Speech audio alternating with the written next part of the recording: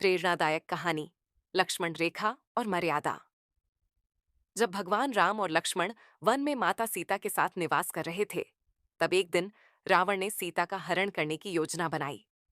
उसने पहले मारीच राक्षस को एक सुंदर स्वर्ण मृग का रूप धारण करने भेजा, ताकि राम और लक्ष्मण को कुटिया से दूर ले जा सके। मृग को देखकर सीता मोहित हो गईं और उन्होंने राम से उसे पकड़ने का आग्रह किया।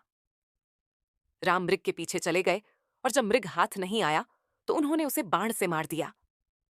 मरते समय मारीच ने राम की आवाज में हे लक्ष्मण, हे सीते कहकर चिल्लाया, ताकि लक्ष्मण भी कुटिया से बाहर निकल जाए। यह आवाज सुनकर सीता बहुत चिंतित हुई और उन्होंने लक्ष्मण से तुरंत राम की सहायता के लिए जाने का आग्रह किया। लक्ष्मण को पता था कि राम को कोई साधारण खतरा नहीं हो सकता और वे सीता को अकेला नहीं छोड़ना चाहते थे। लेकिन सीता के बार बार आग्रह करने पर लक्ष्मण ने एक रक्षा रेखा खींची, जिसे लक्ष्मण रेखा के नाम से जाना जाता है। उन्होंने सीता से कहा कि वे किसी भी कीमत पर इस रेखा को पार न करें, क्योंकि यह उन्हें हर खतरे से बचाएगी। लक्ष्मण के जाते ही रावण एक भिक्षु का वेश धारण करके कुटिया के पास आया। उसने सीता को भिक्षा के लिए बाहर आने को कहा। सीता ने उसे लक्ष्मण रेखा के भीतर से भिक्षा देने की कोशिश की, लेकिन रावण ने कहा कि भिक्षा देने का यह तरीका उचित नहीं है और उन्हें रेखा के बाहर आना होगा। अपनी मर्यादा के कारण सीता को लक्ष्मण रेखा के बाहर आना पड़ा और तभी रावण ने उनका हरण कर लिया। यह कहानी हमें कई महत्वपूर्ण बातें सिखाती है। 1. कर्तव्यपरायणता और आज्ञाकारिता।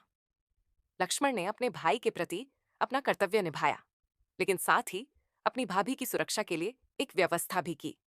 2. मर्यादा का महत्व। लक्ष्मण रेखा केवल एक भौतिक रेखा नहीं थी, बल्कि यह मर्यादा और नियमों के पालन का प्रतीक थी। सीता का उस रेखा को पार करना ही उनके हरण का कारण बना, जो यह दर्शाता है कि कुछ मर्यादाओं का पालन करना कितना आवश्यक है। 3. विवेक और दूरदर्शिता। लक्ष्मण ने दूरदर्शिता से काम लिया था। हालांकि सीता ने अनजाने में उस मर्यादा का उल्लंघन कर दिया। ये कहानी हमें सिखाती है कि जीवन में कुछ सीमाएं और नियम होते हैं, जिनका पालन करना हमारी सुरक्षा और भलाई के लिए आवश्यक है। इन मर्यादाओं का उल्लंघन अक्सर बड़ी कठिनाइयों का कारण बन सकता है। जय श्री राम।